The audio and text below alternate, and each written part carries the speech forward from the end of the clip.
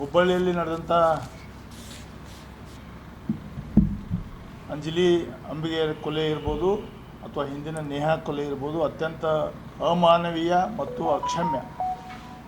ಅದಕ್ಕಾಗಿ ನಾವು ಸರ್ಕಾರವನ್ನು ಏನು ಒತ್ತಾಯಿಸ್ತೀವಪ್ಪ ಅಂದರೆ ಇದನ್ನು ಕೂಡ 2 ದಿನಗಳ ಹಿಂದೆ ಇದನ್ನು CODಗೆ ಕೊಟ್ಟಿದ್ದಾರೆ.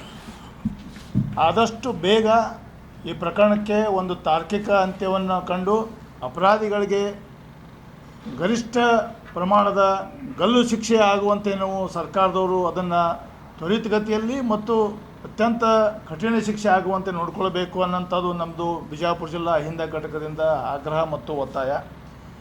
ಜೊತೆಗೆ ಆ ಒಂದು ಸಂತ್ರಸ್ತ ಕುಟುಂಬಕ್ಕೆ ನಿನ್ನೆ ಒಂದು ನಾವು ಮನಿ ಸ್ಯಾಂಕ್ಷನ್ ಮಾಡ್ತೀವಿ ಅಂತ, ಏನು ಮನೆ ಕೊಟ್ಟರೆ ಅದೇನು ಅದಕ್ಕೆ ಪರಿಹಾರ ಅಂತೇನು ಆಗೋದಿಲ್ಲ. ಏನು ಮನಿ ಅದೇನು ಗ್ರಾಮ ಪಂಚಾಯತಿ ಲೆವೆಲ್ದಾಗೂ ಎಲ್ಲರಿಗೂ ಕೊಡೋಂಥ ಒಂದು ಇದು ಅದಕ್ಕೆ ಇಂಥ ಒಂದು ಕುಟುಂಬಕ್ಕೆ ಇದು ಅಷ್ಟೊಂದು ದೊಡ್ಡ ಇದು ಏನು ಅನ್ಸೋಂಗಿಲ್ಲ. ಅದಕ್ಕಾಗಿ ನಾನೇನು ಒತ್ತಾಯ ಮಾಡ್ತೀನಿ ಅಂದರೆ ಆ ಕುಟುಂಬದಲ್ಲಿ ಆ ಕೊಲೆಯಾದ ಅಂಜಲಿಗೆ ಇನ್ನೂ 2 ಸಹೋದರಿ ಇದ್ದಾರೆ.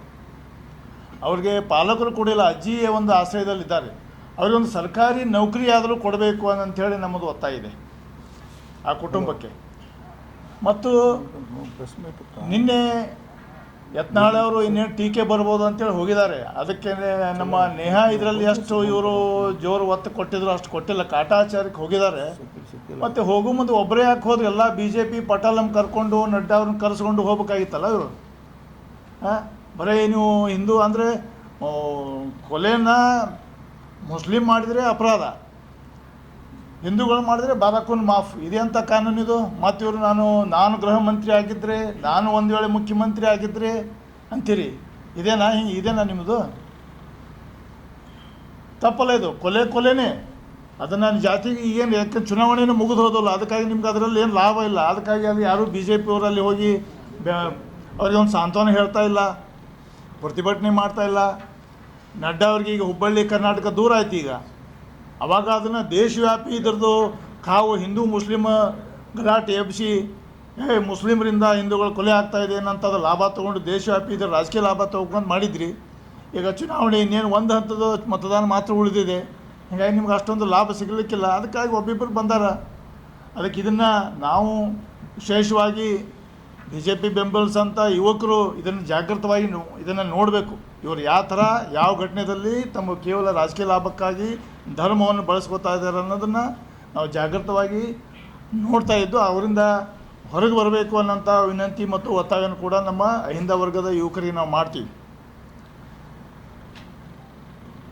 ಅದಕ್ಕೆ ಮತ್ತು ನಿನ್ನೆ ಕೆಲವೊಂದು ಸಸ್ಪೆಂಡ್ ಅಂತ ಅಧಿಕಾರಿಗಳ ಪರವಾಗಿಯೂ ಕೆಲವೊಂದು ಜನ ಪ್ರತಿಭಟನೆ ಮಾಡಿದ್ದಾರೆ. ಅಧಿಕಾರಿಗಳೇ, ಅವರು ಯಾವುದೇ ಸಮಾಜದವರಾಗಿರಲಿ ಏನೇ ಇರಲಿ, ಆ ಸಸ್ಪೆಂಡ್ ಆದ ಅಧಿಕಾರಿಗಳು ಪರವಾಗಿ ನಿಲ್ಲೋಕ್ಕಿಂತನೂ ಈ ಒಂದು ಅನ್ಯಾಯ ಆದ ಇದ್ರ ಬಗ್ಗೆ ನಾವು ನಿಂತ್ಕೊಂಡು ಈ ಘಟನೆಗಳು ರಾಜ್ಯದಲ್ಲಿ ಎಲ್ಲೂ ಆಗಬಾರ್ದನ್ನಂಥ ಒಂದು ಒತ್ತಾಯವನ್ನು ಮಾಡ್ತೇವೆ. ಜೊತೆಗೆ ಅದು ಇದರದ್ದು ಹುಬ್ಬಳ್ಳಿ ಘಟನೆ ಭಾಗ 1. ನಾನು ಇನ್ನೊಂದು ವಿಜಯಪುರ ಜಿಲ್ಲೆ ಅಹಿಂದ ಘಟಕದ ಪರವಾಗಿ ಇನ್ನೊಂದು ವಿಷಯವನ್ನು ಪ್ರಸ್ತಾಪ ಮಾಡಲಿಕ್ಕೆ ಬಯಸ್ತೇನೆ. ಬಿಜಾಪುರ ಜಿಲ್ಲೆಯಲ್ಲಿ ಅಹಿಂದ ವರ್ಗದ ಜನರಿಗೆ ಯಾವುದೇ ರಾಜಕೀಯ ಅಧಿಕಾರ ಸದ್ಯಕ್ಕೆ ಇಲ್ಲ. ಮೊನ್ನೆ ದೇವರಿಪ್ಪನಲ್ಲಿ ಹಿಂದುಳಿದ ವರ್ಗದ ನೇತಾರ ಸೋತರು, ನಗರದಲ್ಲಿ ಮೈನಾರಿಟಿ ಕೊಟ್ಟಿದ್ರು, ಅಲ್ಲಿ ಕೂಡ ಸೋತರು.